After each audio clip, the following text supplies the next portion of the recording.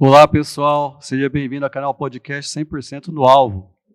Hoje nós temos, o assunto sobre a NR21 e NR31, tá? Segurança e Saúde do Trabalho a céu aberto, NR21, e atividades rurais, Segurança e atividades rurais, NR31.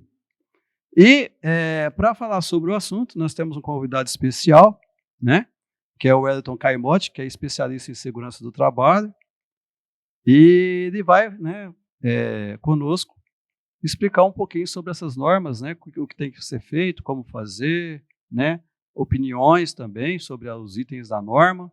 E o nosso episódio hoje é muito importante para quem trabalha, tem funcionários e também tem atividade a céu aberto e também na área rural e aos curiosos, porque a área de segurança e saúde do trabalho ela é bem ampla e é sempre bom, para quem trabalha na área conhecer todas as normas, e os procedimentos também.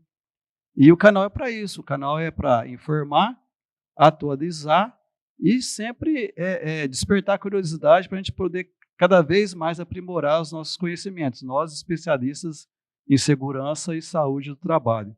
E também, como eu falei, os interessados no assunto, na área ambiental, na área social, enfim. O programa é feito para todos os nossos ouvintes, os nossos inscritos. E, aliás, pessoal, vamos se inscrever no canal, vamos lá compartilhar, dar sua opinião, dar seu like, comentar bastante sobre os temas, que a gente precisa disso. Cada vez que você dá seu like, você compartilha, você curte, o canal vai ficando mais forte e também vai dando, vamos dizer assim, uma abordagem maior, não só no canal, mas também como objetivo do canal. Isso é muito importante. E, para iniciar, eu gostaria de dar as boas-vindas ao Wellington, Seja bem-vindo, Wellington.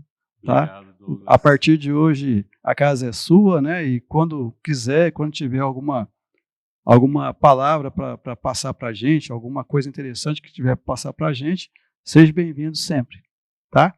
E antes de iniciar, Wellington, eu gostaria que você falasse um pouquinho, o que é o Wellington, quem é o Wellington Caimotti, o que ele faz, alguma coisa assim que você possa se apresentar ao público. Bom, primeiro eu vou dar um olá a todos e a todas que estão acompanhando o canal. Bom, eu sou auditor fiscal do trabalho e também sou tecnólogo de segurança do trabalho, Só deixando claro, primeiro, que eu estou aqui como tecnólogo, não estou representando nada do Ministério do Trabalho, é só uma conversa aqui com o Douglas, que também é um amigo pessoal da gente aqui, é uma pessoa interessada no assunto, é muito bacana poder estar aqui e conversar com ele sobre isso daí. Tá? Então, basicamente, somos pessoas interessadas na saúde e segurança do trabalho. Para cada vez mais, como o Elton falou, falar sobre o assunto, despertar o interesse em estudar, porque segurança e saúde do trabalho a gente tem que estudar sempre para aprimorar e para fazer o melhor possível, aonde a gente atua. Então, é muito importante esse bate-papo nosso, Wellington, para poder despertar a curiosidade e interesse em se atualizar e cada vez mais conhecer a área de atuação em relação à segurança e saúde do trabalho. Wellington, como eu falei, a gente vamos abordar o assunto hoje de NR21 e 31. Eu sei que a NR21 teve uma atualização agora faz pouco tempo, e a 31 teve, mas eu acho que provavelmente deve ter alguns ajustes. O que você tem para falar para nós sobre essa questão da NR21 com relação às atualizações, trabalho a céu aberto, e o que mudou, como que está a norma hoje? Então, a NR21 ela está em processo de atualização. O que nós já temos em relação a ela? Nós temos a análise de impacto regulatório, que é uma formalidade que a lei exige, quando a gente vai fazer, alterar normas de saúde e segurança do trabalho, porque isso exige o quê? O diálogo social.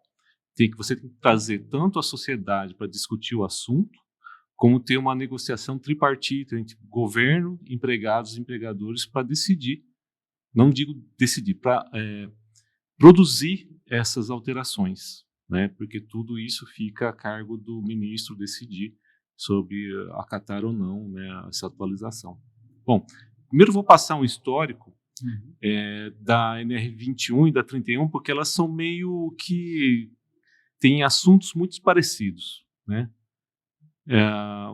A NR21 ela entrou em vigor há muito tempo atrás, né? Com a portaria 3214 de 78, então já são 46 anos, uma coisa assim. 46. Que ela está em vigor. 47, né? Como é que é? 78? 47 anos. 47 anos. E ela tratava do quê? É uma norma bem curta, com 15 itens, se eu não me engano, e ela tratava de situações que hoje a gente vê que são tratadas na NR31. Por quê? Porque naquela época não havia ainda NR31. Sim. Tá? As NRRs, né? Isso. As NRRs ainda apareceram 10 anos depois. Né? Foi em 88. Sim. Então, o que a gente vê? Se a gente for agora entrar no site do Ministério do Trabalho e olhar a NR21, vai ver que eles estão tratando ali de abrigo, de insolação, de coisas assim. E é de uma maneira bem superficial, bem sucinta, e muitas vezes é meio que se sobrepondo ao que já existe agora com a NR31. Tá? Então, como você falou, né, teve as NRRs, as Normas Regulamentadoras Rurais, e só em 2001 que teve a NR31, como nós conhecemos agora, antes das alterações que teve em 2022. Né? Então, muito do que era tratado na NR21 passou a ser tratado na NR31 por conta do trabalho rural ser basicamente, né, com exposição à radiação solar, a trabalho a céu aberto. Então, só contextualizando, primeiro veio a 21, depois a 31. Então, ficou essa sobreposição e que a gente agora tenta atualizar por conta de algumas mudanças, né, que estão ocorrendo, todo mundo está acompanhando, mudança climática, alteração de clima, ondas de calor, ondas de frio, tudo isso alterou os riscos ocupacionais em ambiente a céu aberto. Então, quando a gente vai falar sobre NR31, não vai falar mais basicamente sobre calor só, né, sobre radiação solar. A gente vai falar de vento, de frio, né, de doenças endêmicas que às vezes você encontra mais nas regiões mais afastadas das áreas urbanas, né? Então tudo isso aí está muito relacionado com o trabalho a céu aberto. E isso precisa ser reavaliado. Então, por conta disso, o governo chamou, né, essa atualização por meio da elaboração de uma análise de impacto regulatório. Nessa análise de impacto regulatório que está na internet, no site do Ministério do Trabalho, a gente pode ver ali que são trazidos muitos argumentos para poder justificar essa atualização. Primeiro, mudança climática, existem dados sobre doenças ocupacionais relacionadas ao trabalho a céu aberto, principalmente as neoplasias de pele, né, os melanomas, os cânceres de pele, que estão bastante associados ao trabalho rural, né, o trabalho a céu aberto de uma maneira geral. Então, isso também foi levado em consideração, são diversos estudos. Também nós temos estudos da Fundacentro acerca das alterações climáticas, os impactos disso no trabalhador, seja ele da área rural, seja ele da área da construção civil, da mineração, de vários setores, né, trabalho portuário, todos eles estão expostos ao trabalho a céu aberto, que pode ser inclusive à noite, né? Então, são situações que não são tratadas na NR21 atual, né? O trabalho noturno, por exemplo, à noite, que você tem deficiência de iluminação. Então, por isso é muito importante estar atualizando essa norma para que ela faça sentido a sua existência, porque até então ela estava meio que escanteada, né? Por conta de você ter normas mais atualizadas, como a NR31, a NR22, que tratam desse assunto. A NR22 é da mineração. Certo. Então, elas já tratam desse assunto de maneira mais direta do que a própria NR21 atual, né? Então, essa atualização, essa harmonização está sendo necessária nesse momento para poder fazer face aos riscos ocupacionais que estão aumentando em relação, principalmente, ao calor, né? E a radiação solar. Então, toda vez a gente pode ver que vai ter uma notícia aqui ou acolá falando sobre proteção à radiação solar, não se expor em certos horários do dia, coisa que sempre teve, mas agora está ficando mais grave, né? Está ficando mais difícil lidar com isso. Então, essa é a justificativa, então, da gente poder estar atualizando agora, né, a NR21. Certo. Você falou uma coisa aqui que veio na minha cabeça, né?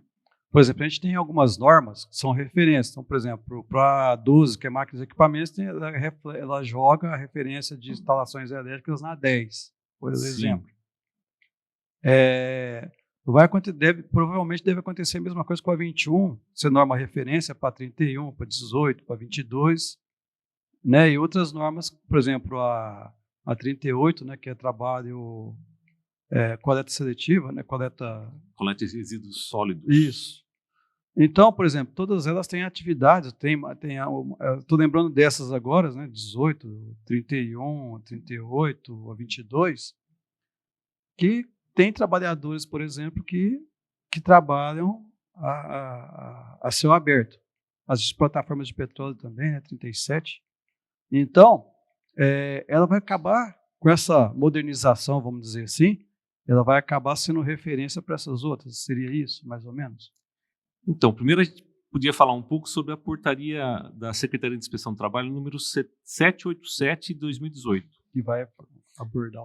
Essa portaria ela define o quê? Os tipos de normas regulamentadoras. Você vai ter uma norma que é geral, que se aplica basicamente a todas as outras, e ela é um pano de fundo, vamos dizer assim, para todas as outras, que é o caso da NR1. A NR1 é uma norma geral. Sim. Aí você vai ter depois normas setoriais, que elas vão estar só se aplicando a determinado setor da economia. Por exemplo, a NR31 é uma norma setorial da parte rural, aí a portuária é uma norma setorial, a da mineração é uma norma setorial.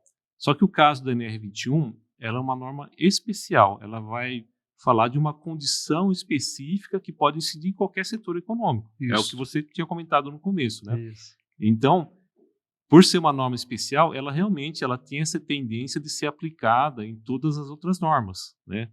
Por mais que você esteja ali, ela não é que ela vai se sobrepor a uma norma. Você vai ter, às vezes, uma metalúrgica, né? Que vai ter algum tipo de trabalho realizado a céu aberto, por algum motivo ali, peças muito grandes que não conseguem ser tratadas dentro de um galpão, vai ser feito a céu aberto. Então, você vai ter que utilizar a NR21 se você encontrar um tipo de atividade sendo realizada a céu aberto ali. Por isso que ela é especial, ela vai incidir em qualquer atividade econômica. Uhum. A única exceção, né, que pode ocorrer é quando a própria norma setorial, normalmente, ela falar que, olha, não se aplica nenhuma outra norma a não ser as que estão aqui, tá? Que estão no bojo da própria norma. E justamente o exemplo que a gente tem é a NR31. A NR31, por já ter alguns elementos de proteção ao trabalho ao céu aberto, ela, já no seu campo de aplicação, ela exclui a aplicação de outras normas, né? E fala expressamente quais as normas se aplicam. E a NR21 não está entre elas ali, tá? Então, em teoria, não se aplicaria. Na prática, eu acho sempre bom o profissional que vai fazer a leitura do ambiente de trabalho e vai aplicar as normas, pegar o que tem de importante na 21 e que é razoável que seja colocado ali, né? Não por questão de fiscalização ou outra coisa, mas por uma excelência, né, da gestão dos riscos ambientais. Eu acho que seria bom sempre poder fazer essa mistura, né? Pegar o que há de melhor numa NR21, numa 35, em outras normas especiais, para colocar na sua atividade, independente de qual norma setorial se aplicaria à sua atividade. Ou seja, se preocupar mais com a segurança. Sempre, por exemplo, se tem uma norma que ela está mais, vamos dizer assim, atualizada com relação à prevenção, atender a norma que você está ali, por exemplo, 35, como você falou, mas é trabalho a céu aberto, então vamos ter o cuidado com o trabalho a céu aberto. Então vamos ver aqui que tem de melhor lá, que é específica para trabalhar céu aberto, e vamos utilizar aqui. Exatamente. Entendi. Porque, como você falou, né, hoje com a questão da mudança climática, esses dias, para a gente estar no inverno, está muito frio. Semana passada, se eu não me engano, eu estava no canteiro de obras, estava 6 graus. Aí no outro dia, eu fui em outro canteiro de obras, já estava 21. Então, quer dizer, imagina, né? Estou dizendo assim, época de frio, imagina o calor intenso, como nós passamos ano passado, que um dia estava 35, outro dia estava 40, 41 graus, né? Que foi, a temperatura não muda, né? Sem contar a questão de vento, chuva, intempéries de forma geral, né? Então, quer dizer, ela acaba, a 21, no caso, ela acaba, como você falou, falando essas questões de mudanças climáticas, né? Porque o objetivo, né, é esse mesmo, é ver como está a situação hoje, atualizar ela, vamos dizer assim, para as questões que estão ocorrendo hoje em relação ao clima, né? Uhum. Inclusive, a Fundacentro, ela tem uma publicação muito bacana, muito interessante, sobre trabalho a céu aberto, né? É um manual, se eu não me engano, é só pesquisar lá na Fundacentro, que ela vai trazer os principais riscos da exposição à radiação solar, por exemplo, ao calor. E não só, a Fundacentro sempre está acompanhando o que acontece no cenário mundial em relação à prevenção, né? E também ela desenvolveu um aplicativo para celular que se chama Monitor IBUTG, né? Que ela faz a leitura da temperatura IBUTG em determinado local, desde que seja uma localidade rural, tá? Ela não se aplica a áreas urbanas, tá? Ambiente fechado, né? Indústria, por exemplo. É para céu aberto. O céu aberto, só para o céu aberto. monitor IBUTG é só para trabalho a céu aberto na área rural. Sim. Né? Então, ela não vai ser aplicada nem em área urbana, nem em ambiente fechado. E ela traz uma estimativa de taxa metabólica.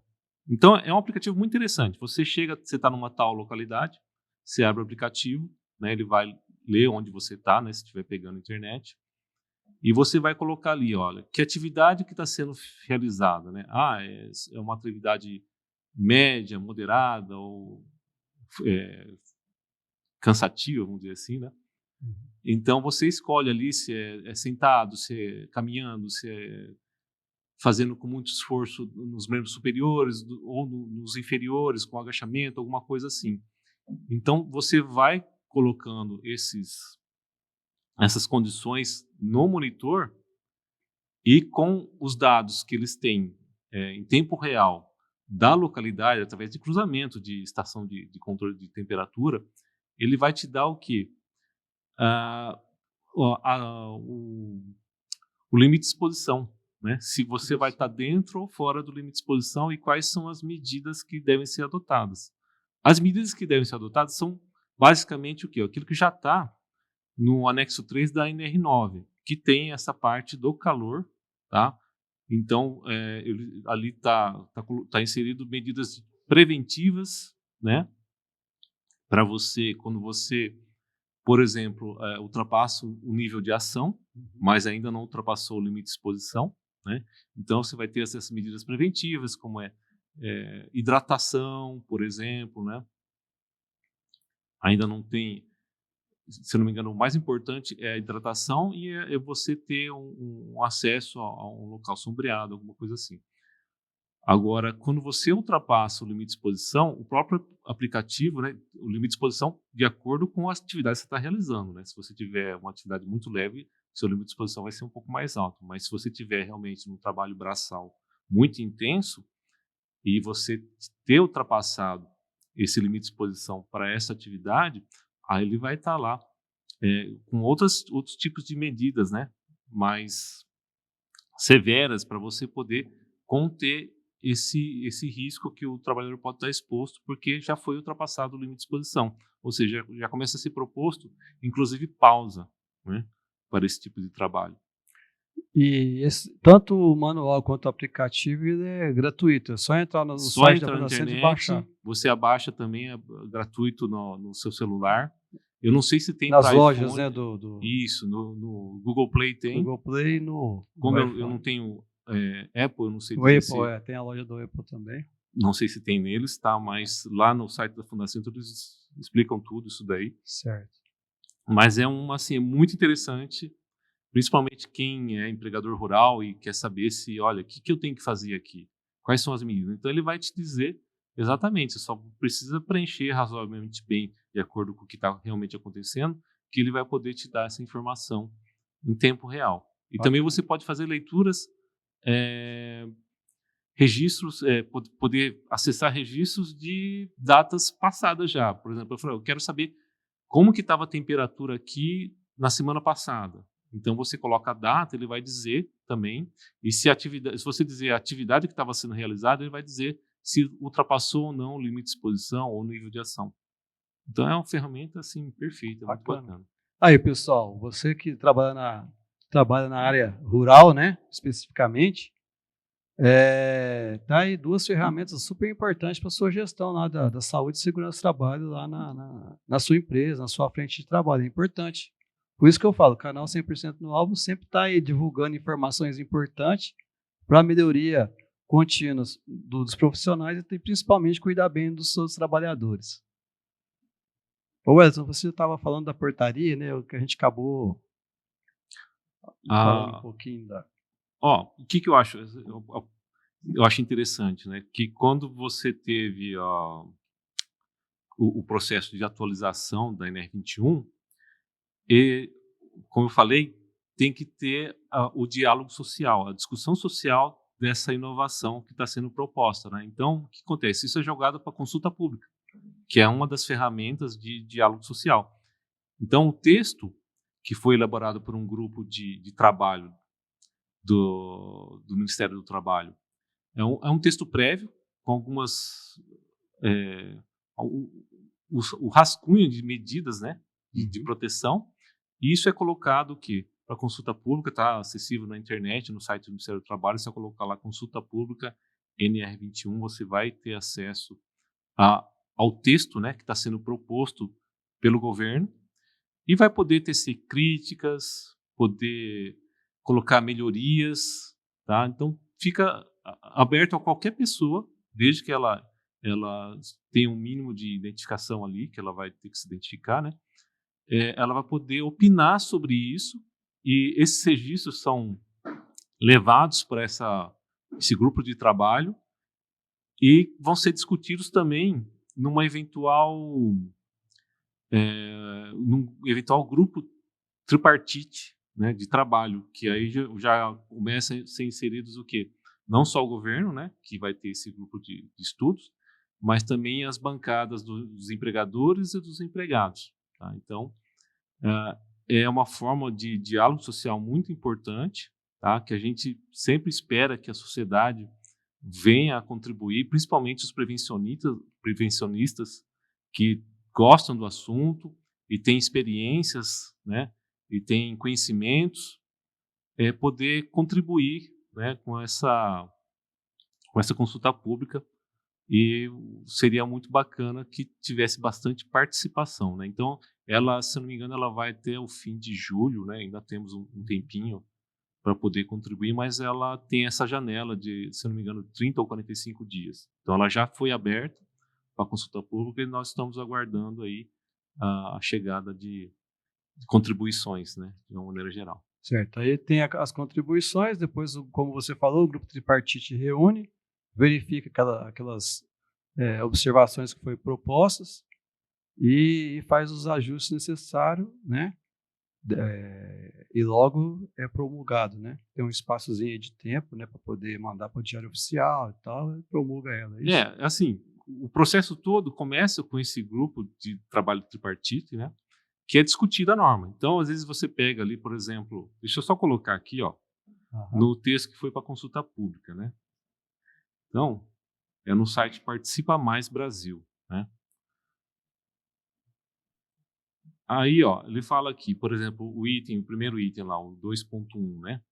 As disposições estabelecidas nesta norma se aplicam a todas as atividades laborais que sejam desenvolvidas a céu aberto. Ponto. Então, cada bancada, vamos dizer assim, vai opinar sobre isso. Como o governo propôs, eles espera a manifestação das outras bancadas, que pode ser de concordância ou discordância. E se tiver discordância, abre-se negociação, né? É uma negociação coletiva, é um diálogo social, então esses representantes, né, depois de ter colhido as contribuições da participação pública, esses representantes de cada bancada vão discutir isso daí. Então, dessa discussão, o que vai acontecer? Você pode ter algum item que vai falar, olha, por consenso, todos aprovaram, concordaram, né? Aprovar não é a palavra certa, concordaram com esse dispositivo. E teve discordância, ou um outro dispositivo, ó, quem concordou foi a bancada tal, e teve discordância da bancada tal. E isso que é levado para a comissão tripartite paritária permanente, tá? Que é a comissão mais alta da elaboração de normas regulamentadoras, que ela é uma comissão, o que ela apenas dá a sua opinião sobre o tema, né? Que para que o ministro possa se decidir. Então, chegando nessa instância superior de negociação coletiva, o texto fica pronto para o ministro decidir sobre a conveniência, né, desses itens que estão sendo propostos. Ele pode ter a liberdade, né, já que ele é o ministro, de aprovar, não aprovar, aprovar parcialmente, fazer alterações, mas geralmente o ministro ele valoriza muito o diálogo social, tá? Então ele é sempre estimulado que haja consenso nas normas, né?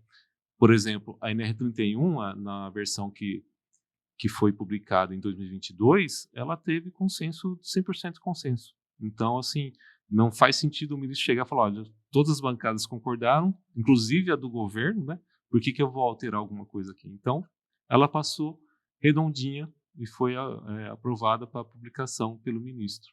Tá? Então, é assim que mais ou menos funciona esse processo de atualização das normas regulamentadoras. Entendi. No caso, por exemplo, né, como você falou, tem a comissão tripartite. Normalmente é formada por especialistas e técnicos da área, pessoas que têm a vivência, a experiência e o conhecimento sobre o assunto, tanto bancada do trabalhador, bancada dos empresários e do governo, né? Então, quando chega lá para o ministro, né, se tiver concordância 100% de unanimidade, ele vai confiar naquilo que foi proposto e teve consenso geral, né?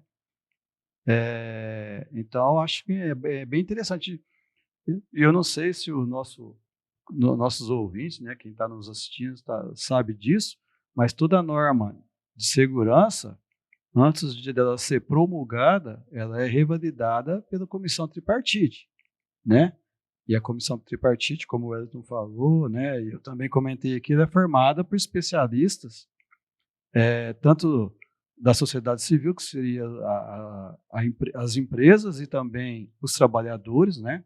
Sindicato patronal e sindicato dos trabalhadores, por exemplo, e Ministério do Trabalho, que representa o governo. Então, toda lei, ela sempre é analisada do consenso social, a sociedade opina, né?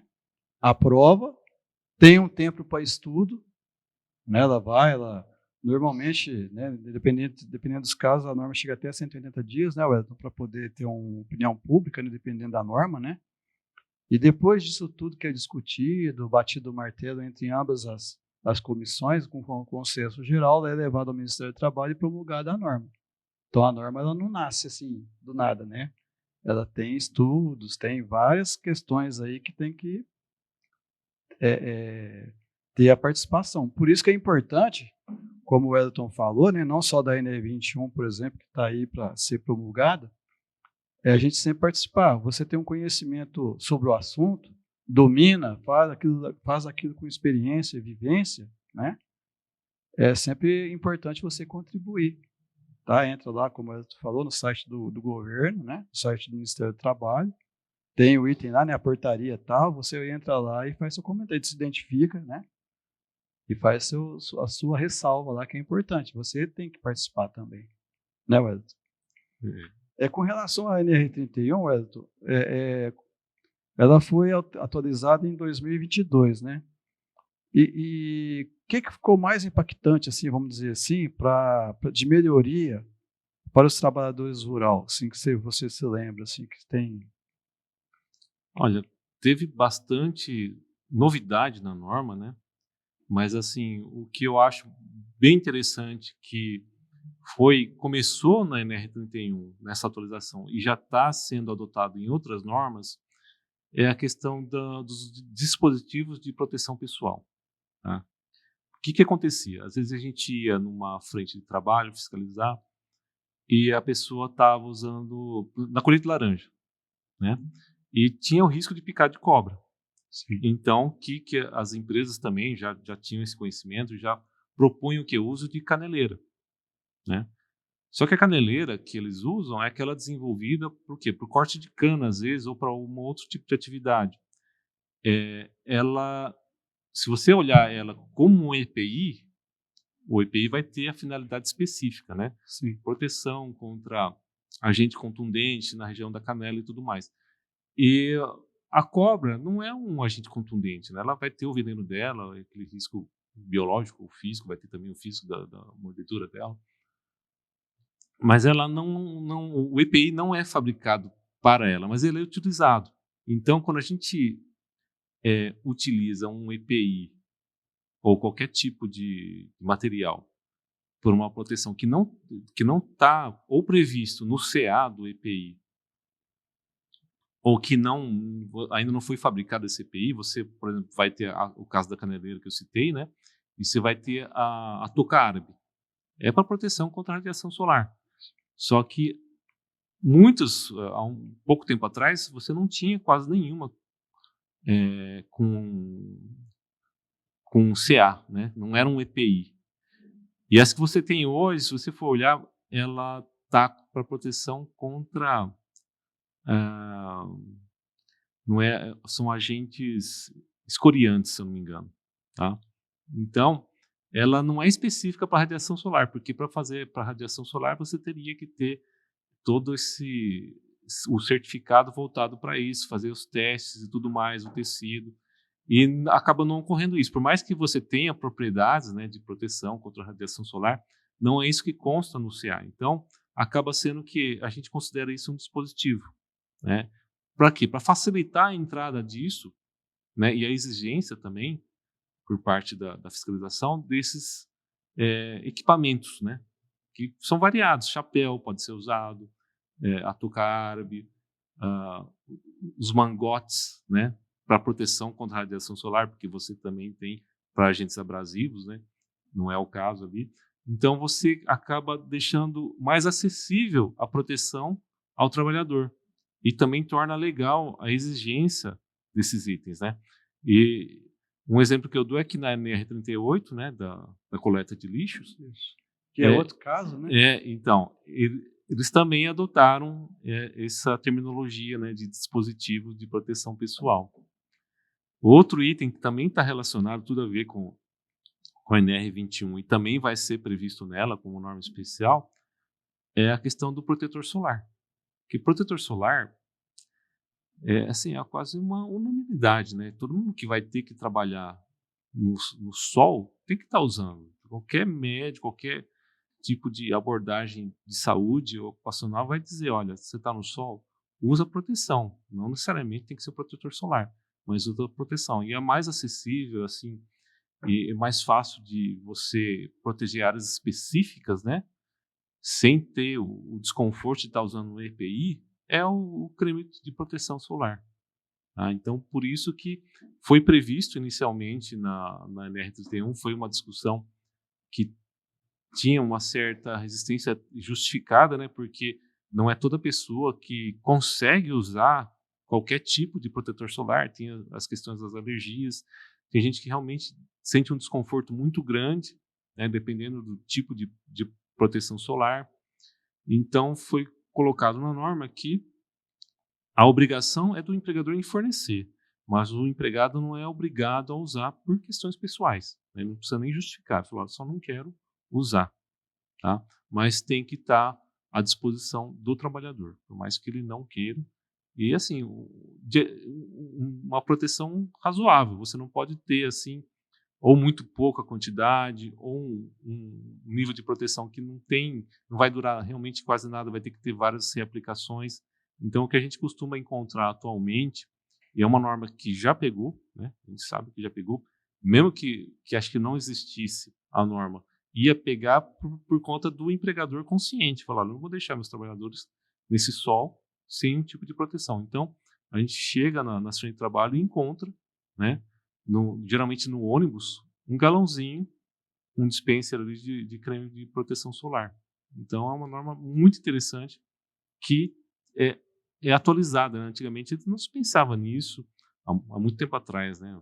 10, 15, quando começou, 2001, quando começou a 31, não se pensava nisso, mas começou a se ficar mais preocupante a situação em relação à radiação solar, por conta até do estudo da OIT, né, falando sobre um enorme número de casos de câncer de pele nos trabalhadores. Então, esse estudo, ele surgiu até depois da alteração da 31. Então, a 31 antecipou isso daí e já colocou, mas ele é base da análise de impacto regulatório da NR21, ou seja, a questão da proteção à rádio solar está sendo muito importante. Então, esse é um ponto também que foi muito importante, foi colocado ali na NR31. A outra questão importante foi em relação ao cabinamento, né, de tratores que fazem a dispersão de agrotóxico por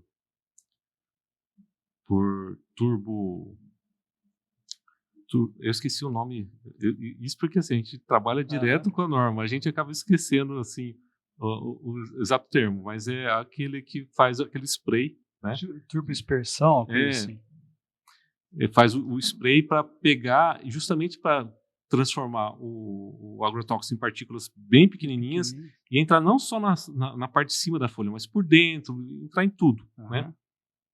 Então, quando há esse tipo de aplicação, a norma passou a exigir que a cabine do trator que está sendo aplicado nesse tipo de aplicação tenha a cabine, né? Então, você vai ter situações, por exemplo, em que não é possível também você ter uma cabine fechada, por exemplo, num trator muito pequeno que vai estar passando, por exemplo, debaixo de uma videira, né? Plantação de uva que ela é fechada, ela é em cima, então você não tem como ter uma cabine fechada, você vai estragar toda a plantação.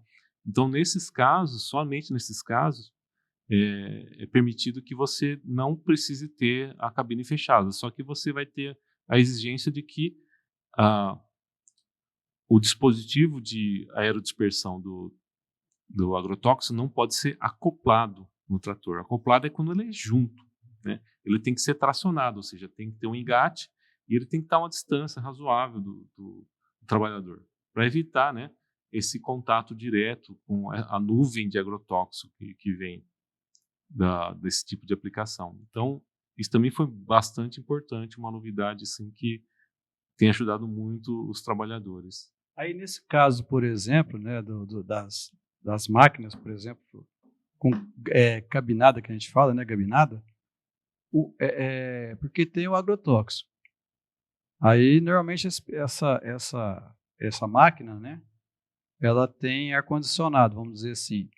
O filtro tem que ser inspecionado também, se tem alguma coisa assim relacionada que é pedido ou que é obrigatório, vamos dizer assim, né? Porque tem a questão do filtro, né? Porque não adianta nada estar cabinado, mas se o cara respirar aquilo que está saindo lá fora, ele vai contaminar do mesmo jeito, né? Isso. O ideal é o quê? Que essa cabine ela tenha filtros químicos, né, para segurar os agentes químicos que possam adentrar a cabine. Sim. Então não é só um filtro de poeira ou de pólen. Teria que ter um filtro de um carvão ativado. Isso, e ter manutenção desse filtro, tá? Mas quando a gente quando foi feito O estudo acerca disso, né? Que foi verificado? Que muitas havia muita variação, né? De cabine, de tipo de filtro. Então, ficaria difícil você, de uma hora para outra, alterar a norma nesse ponto, né? E exigir que toda a filtragem do ar da cabine seguisse a determinados critérios, porque não existem esses critérios em vigor no país. A gente teria que se referir a uma norma internacional ou criar toda uma série de requisitos dentro do corpo da norma, que aí ela ficaria um pouco fora do contexto, vamos dizer assim. A norma ela não está ali para criar critérios técnicos, mas se utilizar deles para exigir a proteção do trabalhador. Certo. Uma ideia que veio comigo agora é o seguinte, né? Por exemplo, como foi feito em outras normas, pedir ou falar com o fabricante de fazer um estudo sobre isso, né? Então, por exemplo, quando fabrica a máquina, como já tem já em alguns setores, fabrica a máquina, no caso, uma colheitadeira, uma plantadeira, enfim, né? É uma máquina que trabalha a terra, que faz a dispersão de agrotóxico ou qualquer outro produto químico que seja utilizado, fizesse um estudo para analisar quais os tipos de filtros para determinada atividade. Aí seria uma solução também, vindo do próprio fabricante isso, né? Aí seria mais fácil ser implantado tanto pela empresa que está executando a atividade lá, e também para a própria fiscalização ficar até melhor, né? Porque aí você já ia com a referência. Qual que é o plantio aqui? Aqui planta café, aqui essa laranja, aqui é cana, por exemplo. Já tinha, vamos dizer assim, determinada máquina que dispersa lá o produto químico, já tinha um filtro específico. Seria o melhor dos mundos, mas a gente sabe que isso aí, né, depende de estudo, viabilidade, uma série de coisas. Era um caminho certo, né? O melhor caminho para poder tratar desse tipo de situação é o PGR-TR, né? O PGR-TR vai ser a própria empresa que vai olhar essa situação, olhar o tipo de agrotóxico, qual seria o melhor filtro, né? Qual seria o nível de proteção da cabine, se essa cabine vai ter pressão positiva interna. Tá? Porque tem essa questão também, né? Tudo Não deixar isso, entrar nada para dentro. Tudo isso interfere nessa situação. E às vezes, por mais que o produto que está sendo aplicado ele seja classificado como agrotóxico, né? Ele pode ter uma baixa toxicidade e até o veículo dele seria facilmente, né, controlado por um filtro mais simples. Então, não seria interessante a norma, a NR31 especificamente, engessar a esse ponto. Tá? Então, se o empregador ele fizer um estudo e dizer, olha, com base nesse critério, e nesse outro critério, nós estamos utilizando esse filtro para a cabine, estamos fazendo a manutenção de tantos em tantos dias ou meses, isso se torna razoável. Tá? Então, a gente também coloca um pouco da gestão, né, residual para o empregador fazer. Porque se isso é colocado tudo na norma, às vezes você acaba prejudicando certos setores que realmente não precisariam desse nível de proteção. Tá? Por mais que esteja se falando de aplicação de agrotóxico com atomizador. Esse atomizador mecanizado. Eu vou abrir a norma aqui para dar uma olhada. Ele reduz, né, o tamanho da partícula. Isso. Para gerar bastante aquela deriva, né, de subir, atingir a planta. Ali. Então é interessante que assim que a empresa faça essa adaptação do que está na norma à sua realidade. Né? O Edson, a gente tinha comentado, né, anteriormente, no caso você tinha falado sobre a questão dos EPIs para tipo a caneleira para proteção de picadas de cobra, né? Aí com essas observações, hoje, por exemplo, existe igual tem tipos de capacete, por exemplo, tipos de máscara ou óculos, por exemplo, para determinada atividade. No caso das caneleiras especificamente, existem modelos e tipos diferentes para determinada determinado risco, vamos dizer assim, igual, por exemplo, corte de cana, a gente sabe que tem, né, no corte manual, por exemplo, tem o risco da pessoa se ferir lá com o cutelo. E tem a questão também do risco de picadas de animais peçonhentos, no caso do cobra, por exemplo. Hoje em dia, né, também tem, vamos colocar um outro EPI nessa questão, que seria as touca-árabes, né, que deveria ter um filtro solar, por exemplo, alguma coisa que não deixasse a radiação solar penetrar, né? Hoje, as empresas de EPI já estão pensando já estão colocando isso lá no CA dos equipamentos, ou ainda está em estudo, vamos dizer assim? Eu acho que é uma evolução natural dos EPIs, tá? Conforme os riscos vão aumentando, a indústria ela vai se interessar por isso, ela vai querer ter o melhor produto possível, melhor do que o seu concorrente, e ela vai buscar novas tecnologias, né? Então você tem vários estudos agora sobre tecidos que têm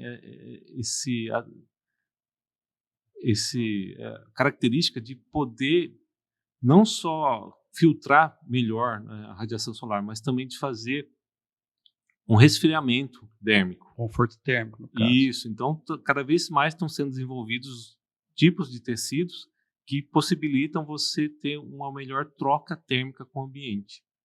Tá? Então, tudo isso, a indústria ela vai se apropriando, ela vai querer oferecer o melhor para o mercado. Então, eu acho que é uma questão de tempo, né, para as empresas se adaptarem a isso. E também, se for olhar na proposta da consulta pública da NR21, se fala desses tipos de tecidos, né, que seriam mais apropriados para o trabalho a céu aberto, principalmente em relação ao calor e à radiação solar. Então, eu acho que é só uma questão de tempo para tudo isso ir se equilibrando. Lógico que é sempre assim, né? Primeiro surge o risco e depois a proteção. Isso não tem como fazer diferente, né? Uhum. Então, fica uma certa... A gente está nesse gap, né? De que temos mais risco e menos proteção, mas conforme o tempo for passando, as tecnologias forem avançando, eu acho que esse gap vai diminuindo e as empresas chegam lá e oferecem cada vez produtos melhores, mais adequados, né? E é o que a gente espera, né, de toda a indústria aqui de EPI nacional. Foi o que aconteceu com os cremes protetores, por exemplo, né?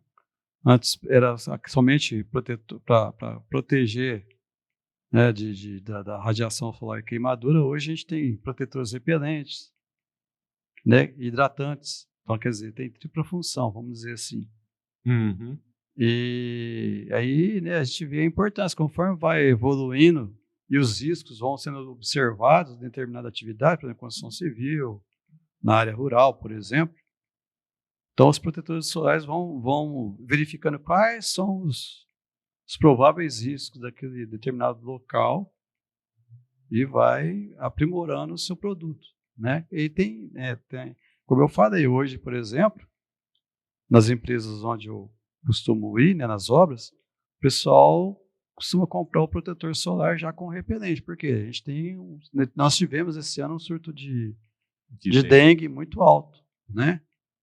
Dengue, chikungunya, zika vírus, enfim, mas o nosso aqui foi a dengue que prevaleceu. E é super importante, né? Prevaleceu, ainda tem casos de dengue ainda, né? Então, o pessoal procura usar essa questão do protetor solar com repelente. E é super importante isso, né? E com relação, por exemplo, à touca árabe, né, que a gente estava falando agora, de ter troca térmica, proteger da radiação solar, quer dizer, a evolução tem que chegar nesse ponto, né? Tem que verificar. Porque às vezes, né, a touca árabe antes era só para evitar queimadura, né? E tinha tamanho também, né? Inclusive, há um tempo atrás, eu estava conversando com um enfermeiro que trabalha na área na área agrícola, ele falou que antes era um tamanho único, depois começou a ter tamanho, né? Tamanho PMG, por exemplo. Tem gente que tem um pescoço menor, outros tem um pescoço maior, tamanho e tal. E quer dizer, a evolução ela é interessante nesse sentido. E eu toquei no assunto da caneleira porque As primeiras caneleiras que surgiu, né, foi baseado no pessoal que jogava bola, né? Quando tinha aquela caneleira lá, o pessoal colocava, comprava, a maioria que quando surgiu a necessidade do uso, vamos dizer assim, comprava aquela esportiva. Hoje não, hoje ela é específica, né? Então, por isso que eu perguntei se tem alguma uma especificação para mordedura de cobra, né? Animais peçonhentos. Porque a cobra, ela não pica só na frente, né? Ela pode picar atrás também, né? Então, é mais uma preocupação que tem que ter, a questão do calçado, né? Enfim, uma série de modificações que, com o decorrer do tempo, isso acontece, né? Ainda não temos, né? Eu não tenho conhecimento, pelo menos, de uma caneleira com CA específico para ataque de cobras, tá? Não tenho conhecimento, mas o pessoal usa a mesma caneleira do pessoal da cana ali, está tudo certo, mas é considerado um dispositivo. Até que saia uma caneleira específica para ataques de animais e com CA nesse sentido, né? Ele vai ser considerado, a mesma caneleira que é um EPI, é considerada um dispositivo de proteção pela NR31. Ou seja, ela vai atender a norma. Está atendendo, tem CA, tem. Porque a mordedura da cobra, a hora que ela bate, a hora que ela bate na caneleira, ela bate e volta, né? Porque é um material sólido, quer dizer, não vai ficar ali, né? Então acaba protegendo da mesma forma. Mas eu já vi vídeos, não foi nenhum ou dois, foram vários já, mostrando que a cobra enganchada na caneleira, ela atacou e a presa ficou grudada. Então o cara falou, olha aqui a cobra aqui, pegou a caneleira, jararaca, esse tipo de cobra aí. Então é muito importante, né? E outra questão importante que às vezes, voltando, né, no assunto do protetor solar, que às vezes o empregador ele tem uma certa dificuldade nesse assunto. Por exemplo, quando ele fornece touca árabe e blusão, né? Ele entende que às vezes que não precisa fornecer o protetor solar, tá? O entendimento da fiscalização, do modo geral, tem sido no quê? Você tem que proteger todas as áreas do corpo, né? Porque às vezes a touca árabe, principalmente mulher é muito vaidosa, ela não vai querer ficar com marca nenhuma, nem envelhecimento da pele. Então ela vai passar protetor por mais que ela esteja usando touca árabe. Então isso evidencia o quê? Que você precisa ter esse tipo de proteção, principalmente assim nos horários onde o sol está mais inclinado, né? De manhã ou de tardezinha, você vai ter uma incidência na face. Então a gente considera que é obrigatório o fornecimento de protetor solar, mesmo que a empresa forneça a touca árabe, por exemplo. Acho que a única exceção que seria a isso seria quando o trabalhador usa balaclava, né? Só fica os olhinhos para fora e ele põe um óculos, né? De proteção com escurecimento e tudo mais. Mas aí realmente eu não vejo necessidade de estar fornecendo o protetor solar. Mas se tiver alguém que, por algum motivo, não se sinta confortável, não tenha a recomendação de estar usando essa balaclava, aí teria que fornecer, né, o protetor solar do mesmo jeito. Entendi. Porque, por exemplo, mesmo porque, né, a balaclava, por exemplo, imagina um ambiente de 40, 45 graus, a pessoa não vai suportar, né? Depende, porque se você usar esses tecidos mais modernos, que fazem a troca do calor, ele é um tecido gelado. A troca de calor dele aproveita o suor do trabalhador para resfriar. Então, você tem mais resfriamento do que se você tivesse sem ele. Depende do material, né? Depende do material. Então, geralmente, essas camisas UV, elas têm essa condição. Tanto é que, assim, às vezes a pessoa vai na praia para se proteger do sol, mas ela passa frio, porque molha, né? Bate um vento e gela aquele negócio. Né? Eu já passei frio assim. E eu tive que tirar. Eu falei, nossa, eu tô tremendo de frio aqui, por conta dessa propriedade, né? De troca de calor. Troca de calor. E é comum você, assim, verificar no posto de trabalho o pessoal usar essa balaclava? Eu já vi essa balaclava na construção civil de rodovias. Porque o calor é intenso. O calor vem do chão. Exatamente. Né? Vem do chão, o asfalto quente. Então, a pessoa não adianta botar uma touca árabe, porque vai vir radiação infravermelha do chão, vai vir tudo. Então ele põe essa balaclava ali para proteger tudo mesmo, desde o pescoço até o queixo. Então você vê que coisas que a gente não via antes, agora começa a ver, né? Não era comum ter, mas a balaclava é um dispositivo, porque eu não achei ainda a balaclava como EPI com CA para proteção à radiação solar. Não achei ainda. Se alguém achar, me corrija, mas ainda não achei. Às vezes a gente entra lá para dar uma... Sempre a gente pega um dispositivo, por curiosidade vai lá ver, né? Então a gente sabe que vestimenta já tem CA, né? Antes não tinha, era só uniforme, considerado uniforme, mas para a gente é abrasivo. E é obrigatório. Dependendo da atividade, é obrigatório. Por exemplo, o catador de laranja, né? Ele entra ali no meio da laranjeira para tentar pegar a laranja. Então tem folha, tem galho, tem um galho que pode ter um pouco mais de espinho. Marimbondo. Não, aí já é outro tipo de proteção. Aí não adianta, não. Não, porque é comum também, né? Tem que ficar de olho nisso aí. Né? Já é um outro tipo de gerenciamento. Né?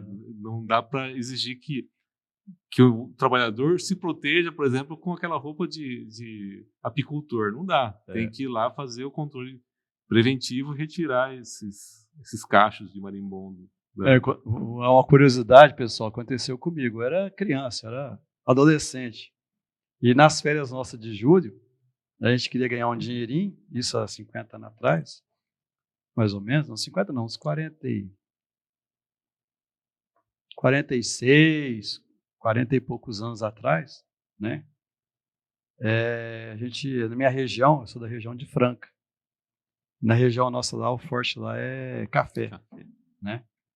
E aí, por brincadeira, e também a gente conhecia todo mundo das fazendas lá, e também para ganhar um dinheirinho, né? Para gastar no final de semana, a gente ia apanhar café. Olha, né? Aí a gente pegava, na época não tinha ônibus, era caminhão de boia fria, né? O pessoal falava, aqueles caminhãozinhos que tinham um banquinho e tal. Sim. E assim, a gente saía de casa mais ou menos umas 4 horas da manhã. E nós apanhando café lá e tal, né? Não tinha luva.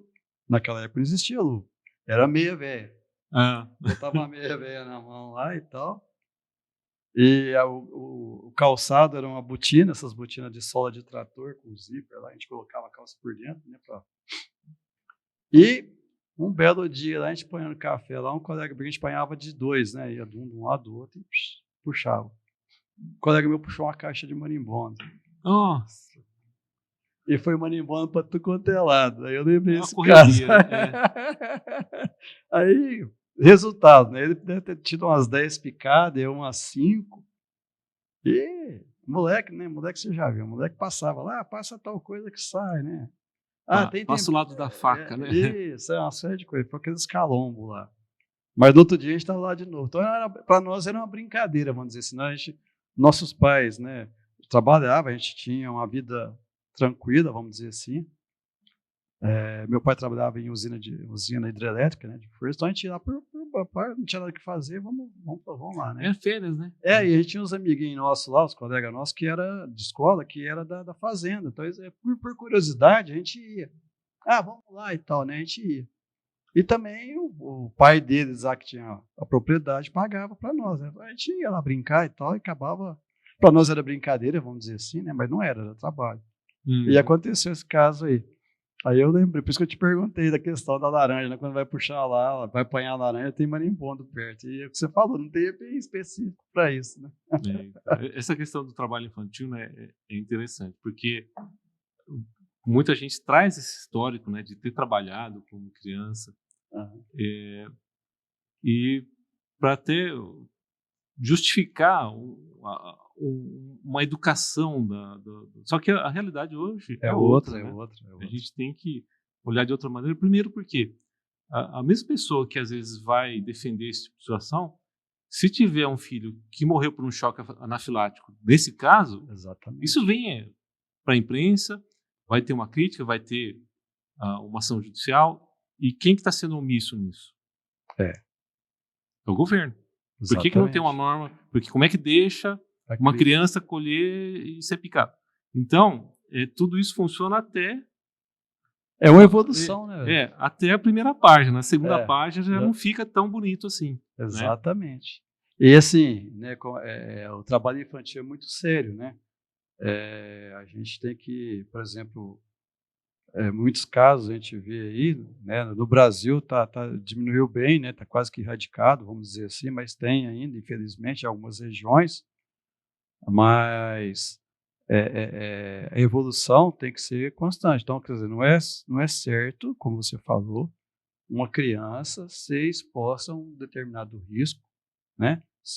Seja qualquer segmento, seja área rural, seja numa indústria, né, principalmente, está exposta a um risco desnecessário. Tem que ter. E o que você falou, quem que é responsável por isso?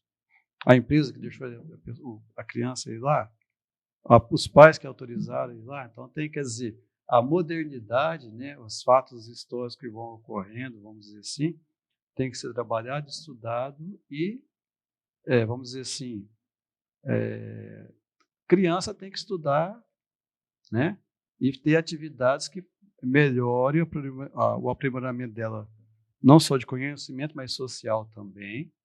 E está aí, né, por exemplo, as escolas estão se evoluindo, tem práticas de esportes, né, incentivar a prática de esporte para a criança, para interagir também com outras crianças e jamais deixar uma criança exposta, né? Isso ocorreu, igual eu estava falando aqui, o pessoal do século passado, era né, uma outra realidade, vamos dizer assim, e era férias, né? Então, férias a gente brincava muito lá. Então, quer dizer, hoje em dia, de forma alguma, né? De forma alguma, ia deixar uma situação, né? Então, se você olhar, né, o pessoal quer colocar esses exemplos do passado agora no presente, fala assim, na minha época, por que não pode agora? Isso. Na minha época, eu ia para a escola sozinho, né? 8 anos, 6 anos, e voltava. Você também fazia isso. Muito. Quem é o pai que deixa uma criança na zona urbana fazer isso hoje em dia? Né? E o risco? Então a realidade é outra. Né? A gente tem que estar se adaptando à realidade, saber que tem muito mais riscos agora. Né? Não dá para pegar uma situação isolada num contexto daquele, do passado, e colocar agora e justificar qualquer coisa em relação ao trabalho infantil. Né? É lógico que assim, quando você tem um responsável familiar por perto, você vai ter, aí isso se chama economia familiar, é diferente. Né? Não é trabalho infantil. Um sítio, por exemplo. Né? Que tem uma pessoa, trabalho infantil é que ela tem uma pessoa que está lucrando com isso. Exatamente. Está explorando uma mão de obra. Uhum. E menor não pode ser explorado economicamente. Não pode, ele pode ser educado. Agora, explorado economicamente, não. Menor, digo assim, menor em certas atividades. Né? A partir dos 16 anos pode trabalhar e a partir dos 14 como aprendiz. Exatamente. Então, tem todo esse contexto que eu acho bem importante, porque realmente a gente encontra muito trabalhador menor ainda em lavouras, né? De café, por exemplo, tem. Tá? É aquilo que você falou, isso, o que acontecia continua acontecendo. E assim, é interessante também, porque a partir do momento que aquela criança, né, ou mesmo até mulheres, né, é utilizado para benefício de lucratividade, já é considerado trabalho escravo. A gente tem que tomar cuidado com isso. Né? Não só na zona rural, não, na própria indústria, né? Tem alguns casos, por exemplo, que a gente tem que tomar maior cuidado, né, Wellington? Às vezes, de boa vontade, você quer ajudar, e não, eu vou ajudar, eu vou, né, promover uma melhor qualidade de vida para aquela família, e acaba prejudicando nessa questão aí, né? Acontece muito isso também, né?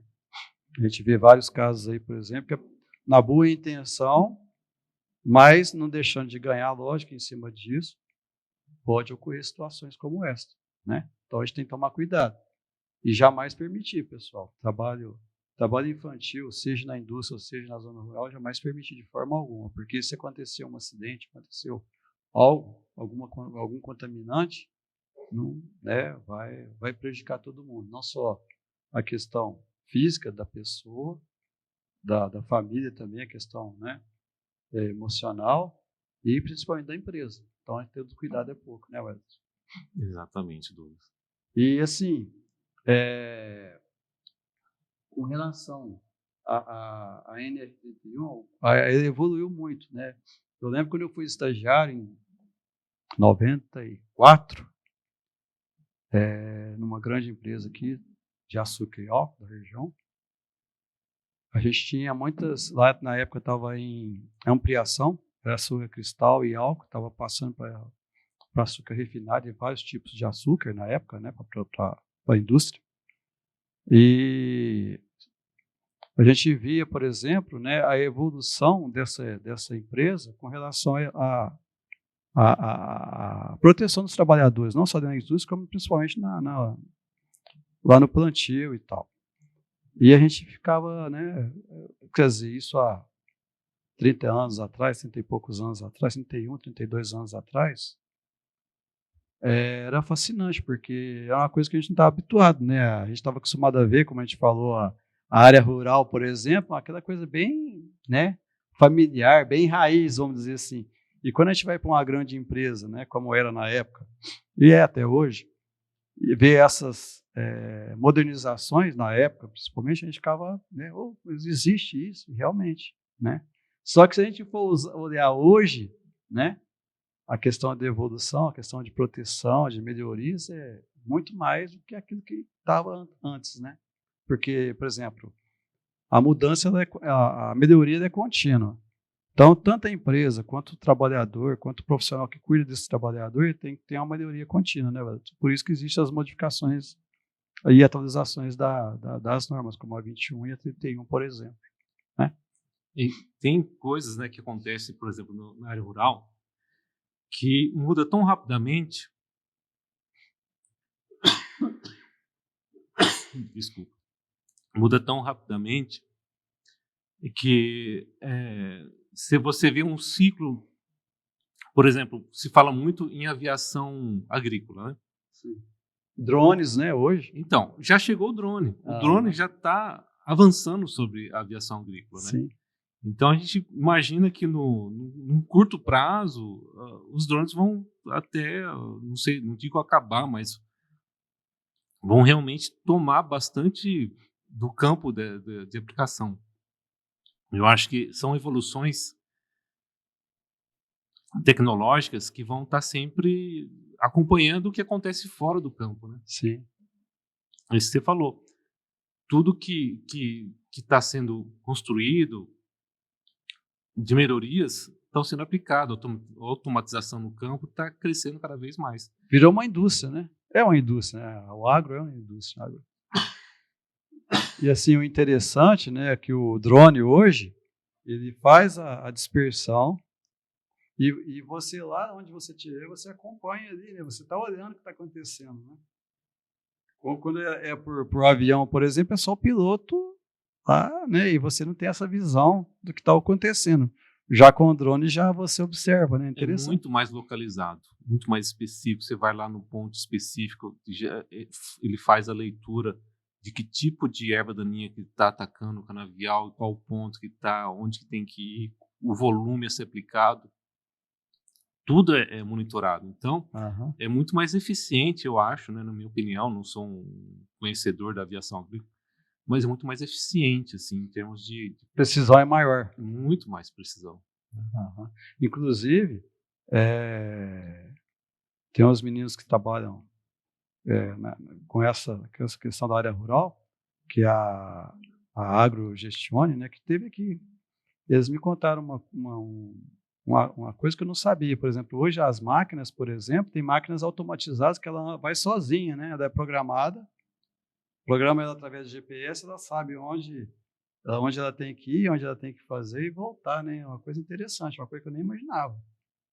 E aí eles me falaram dessa questão do drone também, né? Que o drone hoje ele monitora todo o local e vê o que tem que ser feito ali, como você falou, né? Que tipo de erva daninha, qual o tamanho, o que tem que ser utilizado, o que tem que fazer. É interessante isso aí. Aí você só fica no comando ali, né?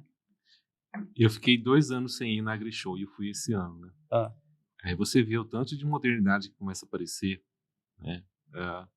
Uma tendência a cada vez mais a máquina fazer o serviço do homem a ponto de chegar um momento que não vai ser mais necessário estar fisicamente o trabalhador na cabine mais do equipamento. Ele pode estar remoto, sim, né, fazendo esse trabalho, porque tem todos os parâmetros de localização, que você precisa ser feito no computador do implemento. Então, ele vai fazer todo o trabalho sozinho. É uma tendência muito grande, né? Eu acho que não tem como escapar disso. É sempre uma evolução. Eu acho que, assim, a máquina evolui, eu acho que o ser humano tem que evoluir com isso, né? De uma maneira, quando você acaba roubando os postos de trabalho de atividades estritamente braçais, o que você acaba? Você acaba empurrando esse pessoal para um outro tipo de atividade, que não necessariamente seja braçal. Sim. Às vezes ele vai ter que fazer uma atividade um pouco diferente, mas vai ter que ter uma qualificação. Ele vai ser obrigado a procurar uma qualificação, né? Não vai ser mais aquela coisa de ficar, de 20 anos atrás, ficar debaixo do sol cortando cana queimada. Isso não vai ter mais, né? Ele vai ser outro tipo de coisa, ele vai ter que estar sabendo, às vezes, operar algum equipamento, uma colhedeira, alguma coisa assim, então ele vai ter que se capacitar. Então, se você não acompanha, o ser humano não acompanha a evolução tecnológica, ele vai ficando para trás. Então, é meio que assim, é empurrar também o ser humano para essa evolução. É evolução. É lógico que muitos não acompanham, é ruim, né? Você vê pessoas fora da força de trabalho, mas felizmente ainda você, pelo que eu tenho acompanhado, em certas situações, você tem até falta de mão de obra quando é um caso específico, principalmente a atividade ainda braçal. Realmente, quando chega a área de colheita, a época de colheita, você tem que importar trabalhadores, né, migrantes, porque na região você não consegue, né? Você me fez lembrar uma situação, né, que, por exemplo, na época que eu trabalhei, que eu fui estagiário nessa usina, estava iniciando a questão das mudanças de corte, né, de cana. Começou a entrar as máquinas, cada máquina, na época, né, isso era novidade, né, não existia.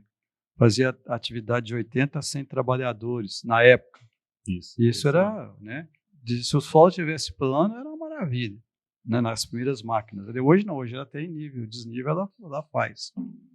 Então, quer dizer, a evolução foi do agro foi grande. E esse pessoal que trabalhava, né, teve o cuidado social, a maioria das empresas, né, estou falando aqui da região nossa, teve o cuidado de qualificar esse pessoal para ser operador de máquina, ser mecânico, fazer outra atividade. Então, isso foi interessante, né?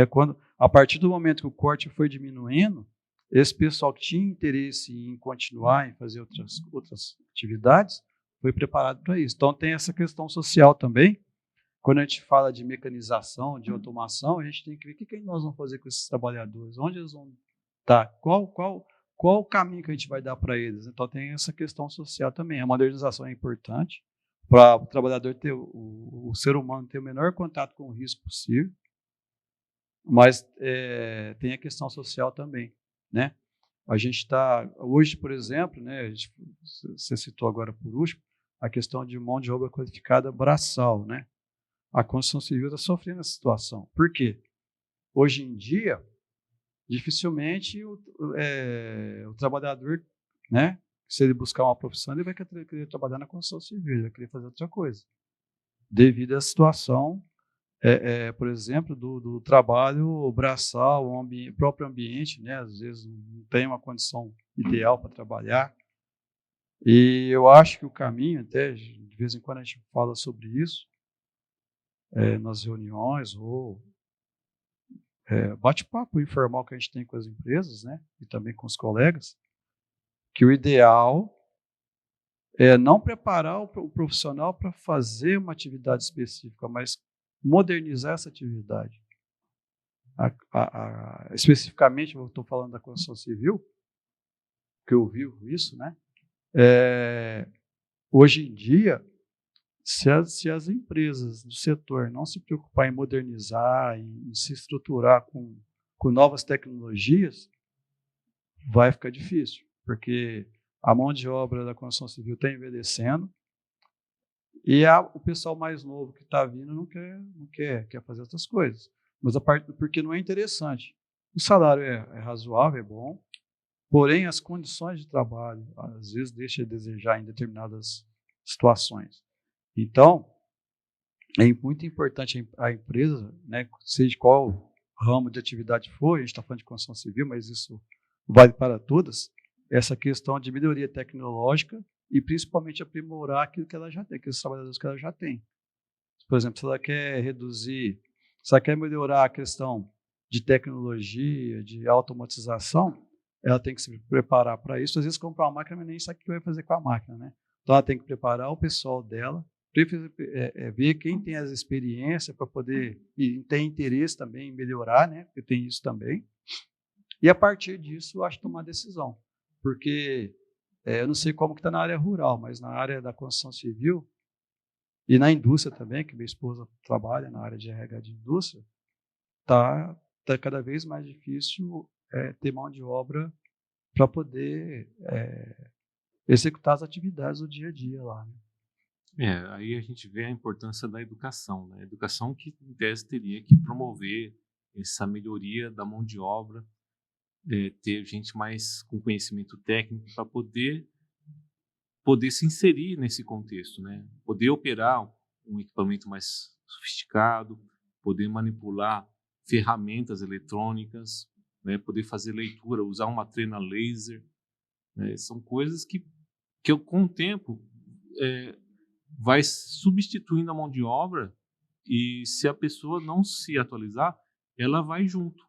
Ou seja, ela tem que estar acima da tecnologia, tem que estar usando a tecnologia, não ser superada por ela. Exatamente. E só quem vai fazer isso é a educação, né? A gente sabe de todos os problemas que a gente enfrenta para poder manter o pessoal na escola, se formar, mas tem que ser um foco. Não dá para a gente ficar só pensando no aqui e agora, vai trabalhar em vez de estudar, porque isso é o aqui e agora, né? E esquecer que esse pessoal um dia vai acabar esse trabalho braçal. Vai fazer o que com esse pessoal? Né? Tem várias atividades que estão desaparecendo, né, em razão disso, né? Ainda mais com a inteligência artificial, muitos pós-trabalhos, não é que eles vão acabar, né? A gente é um pouco meio apocalíptico nesse sentido, mas com certeza vai modificar.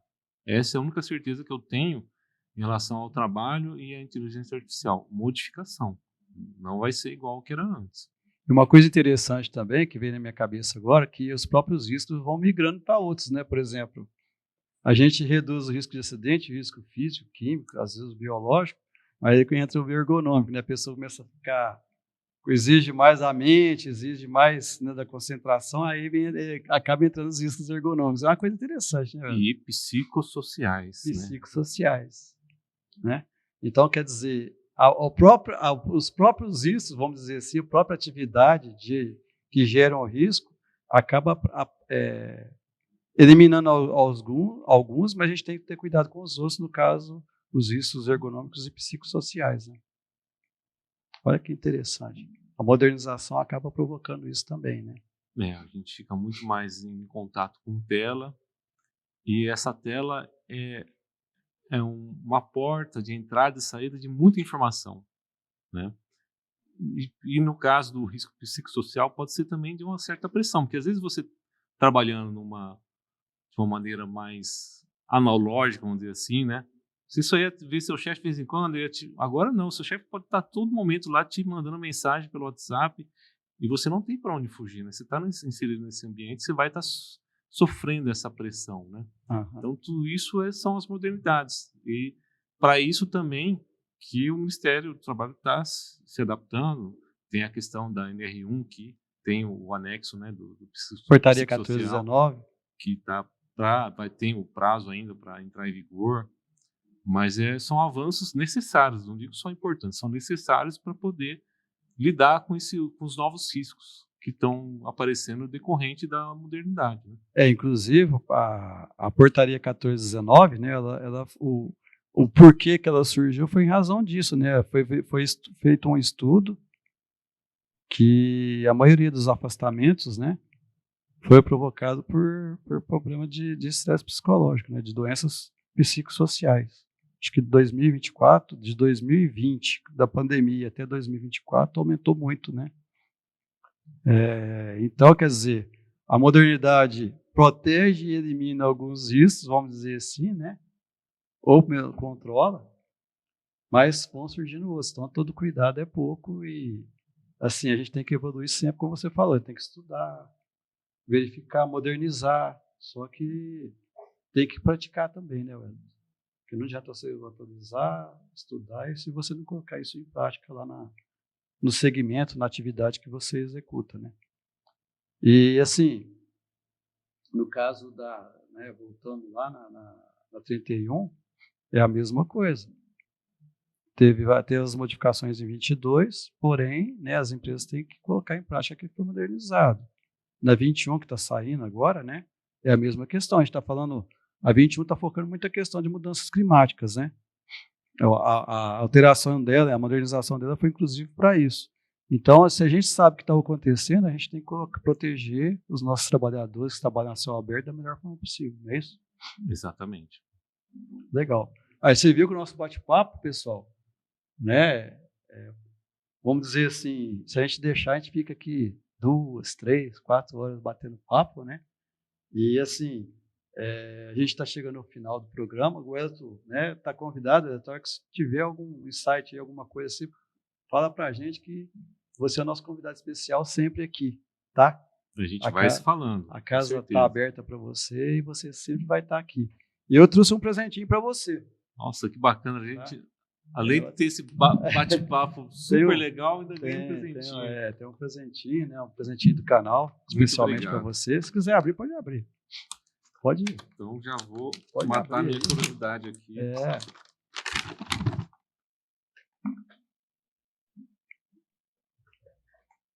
Opa! Essa é um presente. Achei que só você que ia tomar nessa canequinha. É que eu aí, ó, eu fico deixando o convidado olhando para a caneca, falando, eu queria ter uma dessa. Aí no final agora Obrigado. Muito obrigado. Sim, é um presente do canal, né, de agradecimento à sua presença e também quando um convidado ganha uma caneca dessa aqui, pessoal, é sinal que ele vai vir sempre. Tá? E você está sempre convidado aqui, tá? Para trazer ideias, sugestões, melhorias, né? Conhecimento, aprendizado, atualização, né? Sempre muda alguma coisa e como você é especialista no assunto em segurança do trabalho, né? No vivo dia a dia, essa questão, você sempre é o nosso convidado aqui. Tá? Muito obrigado. Eu que agradeço, Douglas. Espero que quando eu voltar aqui já tenhamos uma nova NR21 atualizada. Tá. E outras normas também, viu? Se tiver alguma coisa assim, eu vou falar sobre tal norma. Vamos lá. Se quiser trazer algum convidado também especial, pode trazer, tá? A gente cabe mais 2 pessoas aqui, tá? Então aí o convidado é seu, aí em vez de você ficar aí, você vai ficar aqui comigo. Para a gente bater um papo com a pessoa. É isso aí. Tá? Tem alguma mensagem especial para o nosso público?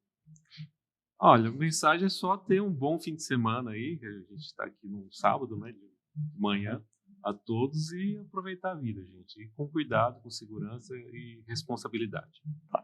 Pessoal, antes de encerrar, eu gostaria de agradecer aos nossos apoiadores do canal, né? Sem eles, o canal não existe, né? Assim, o canal só fortalece com os nossos apoiadores. Eu gostaria de agradecer a LR Soluções de Engenharia, do meu amigo André Remédio, que sempre está conosco aqui também, viu? Inclusive, o mês que vem, vou estar até, né, vamos dizer assim, dar uma notícia que o mês que vem nós vamos falar sobre higiene ocupacional aqui com o André. E a LR, né, ela trabalha na questão de laudos e de insalubridade, periculosidade, trabalha com a NR12, né, faz o estudo lá da empresa com relação à NR12, promove as melhorias, né, a NR10, né, tem os laudos da NR10, levantamento de necessidades da empresa, além de outros treinamentos, né, que o André faz também. Então, se você precisa de qualquer tipo de laudo, de soluções para NR10, 12, né, a própria 31 que a gente falou agora há pouco aqui, e sempre com relação à melhoria contínua da sua empresa, a LR Soluções de Engenharia, né, está aí para atender o que vocês precisam. A Franco Consultoria Ambiental, né, do nosso amigo Rodrigo Franco, se você precisa de alguma tem necessidade, aliás, de alguma seria a gestão de qualidade ambiental, de meio ambiente, de laudos, né, de liberação de operação, por exemplo, na sua indústria, no seu segmento. A Franca Ambiental, né, te atende da melhor forma possível. A implantação da ISO 14000, a implantação de gestão de coleta seletiva, aliás, é o nosso próximo assunto, né? Nós vamos falar sobre coleta seletiva. A Franca Ambiental está aí para atender da melhor forma possível a questão ambiental da sua empresa. A Gestione Agro, né, do meu amigo Tiago e também o Diego, né? Inclusive, o assunto hoje foi bem relacionado à atividade deles, né, que é NR31 e NR21. É uma empresa voltada ao segmento do agronegócio, no plantio, no cuidado com o solo, na colheita, né, seja qualquer tipo de plantação, seja cana, algodão, soja, milho, café, todos os segmentos, laranja também, todos os segmentos agrícolas, a Gestione Agro, né, cuida da melhor forma possível, desde lá o preparo do solo até a questão da colheita. Então, a Gestione Agro, né, especialista no assunto. Você que está nos ouvindo aí, que trabalha com agronegócio, a Gestione Agro é o melhor parceiro para você. A Impacto Engenharia, do meu amigo engenheiro de produção, Evandelso, se você tem necessidade de aprimorar a sua indústria, né, melhorar seu parque fabril, melhorar sua produtividade, verificar qual a melhor solução para a sua linha de produção, a Impacto Engenharia resolve para você todos esses impasses, né? É só consultar, né, o meu amigo Vandelson, engenheiro de produção com vasta experiência na área de produção, tá? Que você resolve lá as suas questões. Então, a Impacto Engenharia é a melhor empresa para poder solucionar essa questão de produtividade para você, né, que trabalha com a indústria. Heitor Silva, consultoria em segurança do trabalho. O Heitor, né, é especialista em atendimento, vamos dizer assim, na consultoria, né, mais próxima de sua empresa. Se você precisa de um consultor bem próximo de você, que te dá soluções, que ajuda você na gestão de segurança do trabalho, Heitor Silva é o indicado.